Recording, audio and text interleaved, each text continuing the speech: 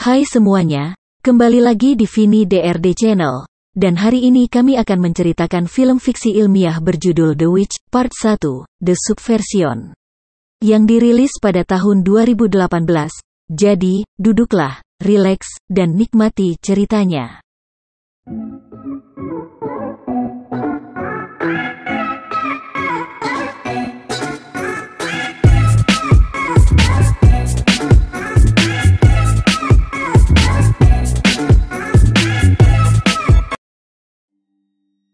Film dibuka dengan menunjukkan beberapa gambar dari seluruh dunia yang memperlihatkan sekelompok anak-anak yang digunakan sebagai objek percobaan di masa lalu. Saat ini, Dr. Bike mengunjungi laboratorium tempat pembantaian yang baru saja terjadi. Dia melihat mayat masih bergerak, lalu dia memerintahkan anak buahnya untuk membunuhnya dengan menembak kepalanya. Di sisi lain, dua anak berhasil melarikan diri dari fasilitas tersebut dan dikejar oleh anak buah Dr. Bike bernama Choi. Dia berhasil menangkap salah satu anak yang melarikan diri, tetapi yang satunya, yang adalah seorang wanita, masih belum ditemukan. Karena mereka kehilangan jejaknya, Dr. Bike lalu memerintahkan Choi untuk melaporkan gadis itu ke markas besar dan katakan saja jika dia sudah meninggal, karena gadis itu pasti akan mati dalam pelariannya, sehingga mereka bisa menganggapnya seperti itu. Di desa kecil dekat laboratorium, seorang petani melihat gadis itu pingsan dan segera membawanya ke rumah. Besoknya dia memeriksakan gadis itu ke dokter, dan dokter mengatakan bahwa dia akan sembuh, namun dia takut gadis itu akan kehilangan ingatannya, termasuk nama dan usianya. Karena istrinya sulit hamil, mereka memutuskan untuk mengadopsinya.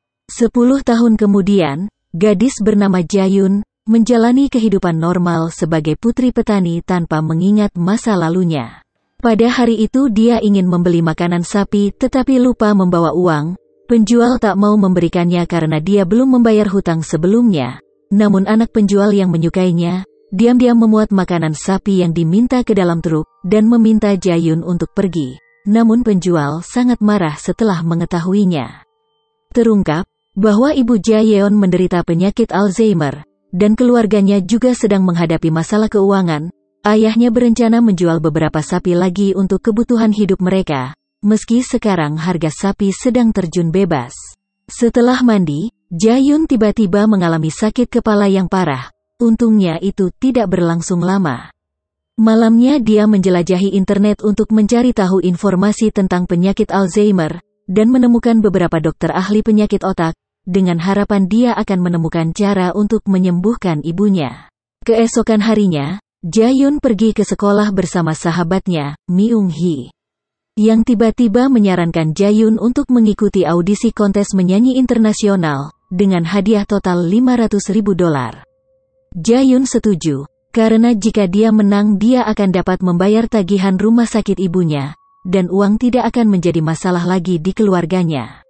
Meski dia tak punya kemampuan bernyanyi, namun untungnya, saat dia mendaftar dia lolos tahap penyisihan sebagai kandidat dengan nilai tertinggi. Di rumah, orang tuanya sangat bangga padanya, tapi mereka khawatir saat Jayun disuruh menampilkan bakat rahasianya di audisi. Myung-hee meyakinkan orang tua Jayun bahwa tak akan ada hal buruk yang terjadi. Sebelum tidur, Jayun memberitahu ibunya yang ketakutan dan mengatakan bahwa semuanya akan baik-baik saja, dan dia tak akan meninggalkan mereka. Malamnya saat Jayun ingin pergi tidur, tiba-tiba sakit kepalanya kambuh lagi, tapi kali ini rasa sakitnya jauh lebih lama dari sebelumnya. Di sisi lain, Choi diam-diam mengawasinya dari kejauhan sejak identitas Jayun terungkap pada saat audisi. Keesokan harinya, Jayun dan Myung-hee naik kereta ke Seoul untuk mengikuti audisi fase berikutnya. Dalam perjalanannya tiba-tiba seorang pemuda yang duduk di depan mereka mulai berbicara. Dia mengklaim bahwa dia mengenal Jayun, tapi sepertinya Jayun tidak mengingatnya sama sekali. Pemuda itu tambah terkejut setelah mengetahui bahwa Jayun memiliki nama. Pemuda itu mengatakan jika orang-orang seperti dirinya dan Jaeon biasa dipanggil dengan nomor, dan Jayun memiliki panggilan khusus dengan sebutan Nona Penyihir, yang membuat gadis itu semakin bingung dan mengungkapkan jika dia masih tak ingat dengan pemuda itu. Tak lama kemudian Myung-hee berteriak ketika melihat pemuda itu akan melakukan kekerasan. sehingga membuat pemuda itu langsung pergi. Namun sebelum pergi pemuda itu mengatakan bahwa mereka akan bertemu lagi. Singkat waktu, Jae-yun dan Myung-hee tiba di tempat audisi. Keterampilan luar biasa Jae-yun akhirnya memungkinkan dia masuk ke seperempat final. Mereka sangat bahagia dengan hasilnya. Tetapi begitu mereka keluar, Jae-yun menderita sakit kepala lagi. Kali ini malah menyebabkan mimisan yang menandakan penyakitnya semakin parah. Ternyata dia pernah mengunjungi seorang dokter yang mengatakan bahwa sakit kepala itu akan merenggut nyawanya dalam waktu 2-3 bulan. Dan transplantasi sumsum tulang dari orang tua kandungnya adalah satu-satunya cara untuk menyelamatkannya. Sementara itu Dokter Baik yang menonton pertunjukan di televisi sangat senang, karena ciptaan terbaiknya masih hidup dan akhirnya ditemukan. Di luar studio, Myung-hee dan Jae-yun tiba-tiba dihadang oleh orang-orang Dokter Baik yang berusaha menculik mereka namun dengan cara yang sopan dan baik. Tetapi sekelompok anak yang keluar dari gedung mengalihkan perhatian mereka, sehingga Jae-yun dan Myung-hee langsung kabur menggunakan taksi, lalu naik kereta untuk pulang. Setibanya di pemberhentian bus tiba-tiba pemuda sebelumnya muncul dan mengancamnya dengan mengatakan bahwa dia akan membunuh orang tuanya. Jae-yun segera berlari ke rumahnya sambil menyuruh Myung-hee untuk memanggil polisi. Myung-hee menelpon ayahnya yang ternyata adalah seorang polisi bernama Do, sehingga dia bisa langsung mampir ke rumah Jae-yun.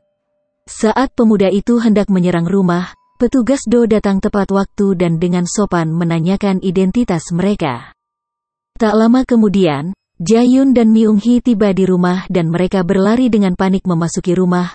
Mereka merasa lega setelah menemukan bahwa ayah mereka sedang bermain catur bersama. Setelah itu petugas Do menemui Jae-yun dan memberitahunya bahwa pemuda itu dan teman-temannya adalah orang Amerika, dan mereka mengaku sebagai teman Jae-yun. Tetapi Jae-yun menjawab dia tak mengenal mereka. Di sisi lain, Dokter Baik bertemu dengan Choi. Dia menyarankan agar Choi pergi berlibur ke Eropa, dan memerintahkan dia untuk tidak mengganggu bisnisnya lagi. Choi tak senang dengan keputusan itu, tetapi dia harus mematuhi atasannya. Dia memperingatkan Dokter Baik bahwa Jae-yun adalah monster dan orang itu harus dibunuh. Tetapi Dokter Baik tidak mau melakukannya, karena orang itu merupakan ciptaan terbaiknya. Beberapa saat kemudian, Choi diam-diam bertemu dengan seorang profesor yang mengungkapkan dapat membantunya menyembuhkan penyakitnya, tetapi dengan syarat, dia harus membunuh Jae-yun dan membawakan kepalanya kepadanya. Saat makan malam, anggota keluarga yang lain mengkhawatirkan kondisi ibu Jae-yun, karena demensianya semakin parah, dia bahkan tidak bisa mengenal putrinya lagi. Malam itu Jae-yun terbangun dari tidurnya, dia menangis kesakitan saat sakit kepalanya kembali kambuh. Sementara itu anak buah Dokter Baik menyelinap ke dalam dan mengancam ibu Jae-yun dengan pistol. Jae-yun yang menyadari itu segera bangun dan keluar. Namun begitu dia meninggalkan kamar tidurnya dia langsung dikepung oleh orang-orang Dokter Baik, sementara Myung-hee disandera. Seorang pria muncul dan mengklaim bahwa Jae-yun hampir membunuhnya di masa lalu. Tetapi Jae-yun mengaku bahwa dia tidak mengingat apapun dan tidak mengenalnya. Dia terus memohon, namun salah satu pria menyakiti sahabatnya, yang membuat dia marah dan melepaskan bakat aslinya. Dia menjadi sangat cepat bahkan hanya butuh beberapa detik untuk melenyapkan semua anak buah Dokter Baik. Setelah semuanya lenyap, pemuda itu muncul lagi dan kagum dengan kemampuan Jae-yun yang sebenarnya. Pemuda itu menjelaskan bahwa Jae-yun diciptakan dengan cara berbeda. Dia berhasil unggul dalam setiap percobaan tanpa harus kesulitan. Namun Jae-yun mengaku dia masih tidak bisa mengingat masa lalunya. Pemuda itu lalu meminta Jae-yun untuk mengikutinya karena dia bisa membantu Jae-yun mengingat masa lalunya. Jae-yun dengan terpaksa setuju dengan syarat, mereka tidak boleh menyentuh orang tuanya. Dalam perjalanan mereka, terungkap bahwa Jae-yun sengaja memilih orang tua asuhnya, yang dia yakin tak akan pernah meninggalkannya. Semua itu sudah direncanakan dengan baik. Singkat cerita, mereka tiba di laboratorium terbengkalai tempat Dokter Baik telah menunggunya. Jae-yun langsung dibawa ke ruang interogasi dan diikat di kursi khusus. Dokter Baik menyambutnya dari sisi ruangan. Dia merasa sangat lega setelah mengetahui bahwa Jae-yun masih hidup. Namun Jae-yun masih tidak tahu apa yang terjadi, dan untuk membuatnya mengingat masa lalu, Dokter Baik memerintahkan anak buahnya untuk menyuntikkan cairan kepadanya. Terungkap bahwa Ja-Yun adalah satu-satunya subjek eksperimen di mana Dr. Baik bertanggung jawab langsung atas eksperimen otak itu. Dr. Baik mengklaim bahwa dia adalah spesialis otak terbaik di dunia saat ini, dan Ja-Yun adalah salah satu hasil rekayasa terbaik yang pernah dia ciptakan. Untuk membuatnya kuat, Ja-Yun dilatih khusus olehnya untuk menjadi mesin pembunuh berdarah dingin. Tetapi sebelum eksperimen selesai, petinggi membatalkan proyek eksperimen tersebut, karena mereka khawatir jika subjek eksperimen tidak bisa dikendalikan. Jadi Dr. Baik diperintahkan untuk melenyapkan semua subjek eksperimen seperti di awal film. Namun Ja-Yun sangat berbeda. Saat itu dia telah menggunakan kapasitas otaknya hampir 100% sehingga membuatnya bisa lolos, tetapi hal itu dapat menimbulkan sakit kepala yang parah dan dapat membunuhnya jika tidak diobati dengan cara yang tepat. Dr. Baik kemudian memerintahkan bawahannya untuk menyuntikkan serum lain, yang bertujuan untuk mengobati sakit kepala itu sekaligus bisa mengeluarkan kekuatan penuh dari Ja-Yun. Tetapi dia harus rutin menyuntikkannya sebulan sekali, jika tidak, maka rasa sakitnya akan semakin parah dan lama-kelamaan otaknya akan meledak. Namun sesaat setelah serum disuntikkan ekspresi Ja-Yun berubah, dan terungkap ternyata Ja-Yun tidak pernah kehilangan ingatannya. Selama ini dia sengaja berakting bodoh hanya untuk bisa menemukan Dr. Baik, karena dia tahu hanya Dr. Baik yang bisa menyembuhkan kepalanya. Dia juga dengan sengaja menunjukkan bakatnya pada saat audisi untuk memancing perhatian Dr. Baik. Ja-Yun segera membebaskan diri dan melenyapkan pria di ruangan itu. Dr. Baik mencoba melepaskan gas saraf untuk melumpuhkannya, tetapi Ja-Yun kabur melalui langit-langit. Dia mendekati Dr. Baik sambil menodongkan pistol ke arahnya. Dia mengatakan bahwa dia tak pernah melupakan apapun, terutama pada hari di mana mereka dibantai. Dia menembak kaki profesor itu, dan memaksanya untuk mengungkapkan di mana lokasi penyimpanan serum yang lain.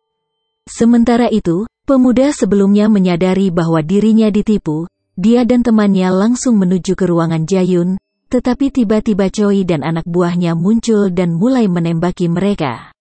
Akhirnya terungkap, jika si pemuda itu adalah anak yang dulu ditangkap oleh Choi.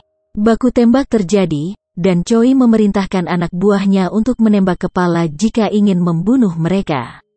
Seorang gadis teman pemuda itu tiba-tiba muncul dari belakang, dan langsung menghabisi orang-orang Choi dengan kejam menggunakan pisaunya.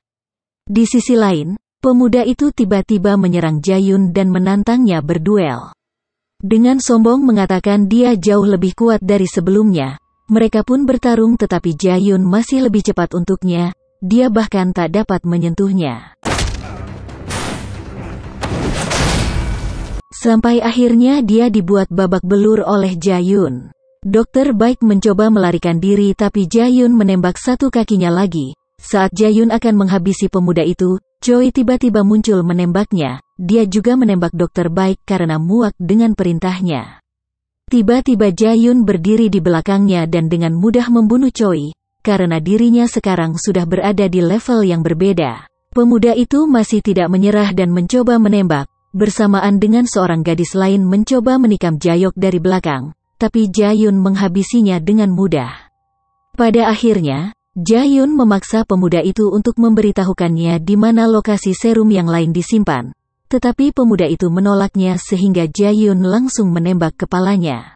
Ja-Yun mengambil serum tersisa dan membakar fasilitas tersebut. Dia segera menuju ke rumah sakit dan menyerahkan serum itu ke ayahnya, karena serum itu akan memperlambat penyebaran demensia ibunya. Dia kemudian berpamitan dengan ayahnya dan melambaikan tangan ke sahabatnya, lalu pergi meninggalkan mereka, dan film berakhir. Jadi, bagaimana pendapat kalian tentang film ini? Mungkin bisa menulisnya di kolom komentar. Jika kalian menyukai video ini jangan lupa berikan tanda suka, dan jangan lupa berlangganan untuk lebih banyak video.